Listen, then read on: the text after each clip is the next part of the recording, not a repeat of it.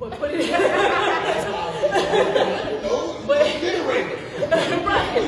but just as much as acknowledgement, homage, just making sure that their presence is known and felt because these are our collaborations.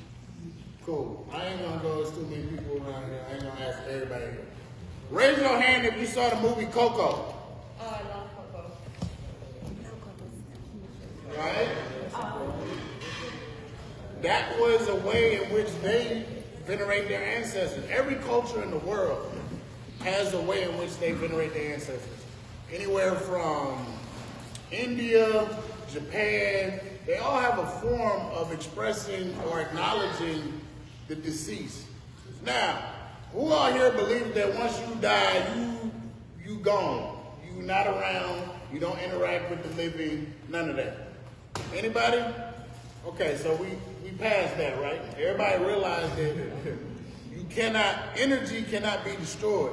It can only be transformed, or it can go from one place to another, but it cannot be destroyed.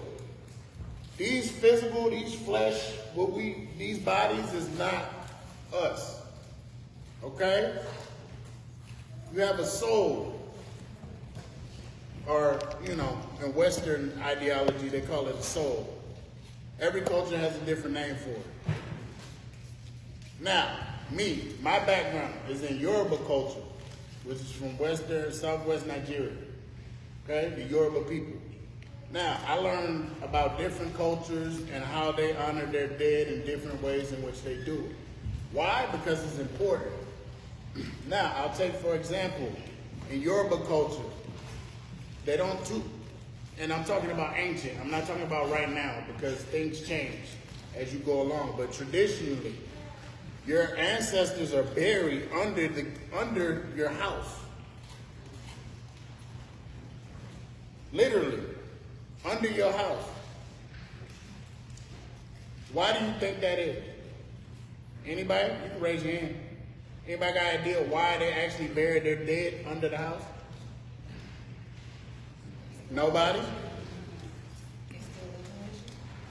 Because they're not gone.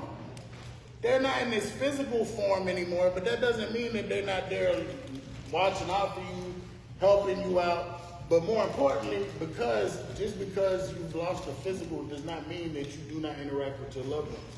And so traditionally, they bury them under the ground. Not only that, but the doorway is usually short. So that why you have to bow. Without even thinking about it, you have to bow and honor those ancestors who are presiding underneath.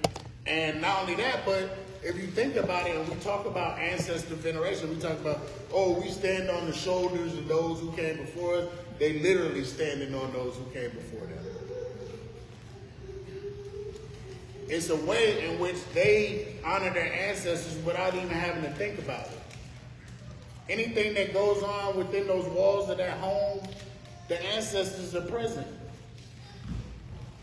Now, they don't too much do that anymore, but I'm just trying to give you an idea of how important respecting and honoring your ancestors is. It's a daily thing. Just because your grandma might not be here physically does not mean she's floating somewhere up in space. She's right there.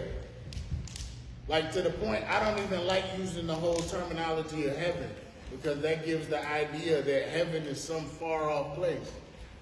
Yorubas believe there's the seen and the unseen. Just beyond that view where you can't see, that's heaven. It's not that far away. It's not so, mystical and spooky.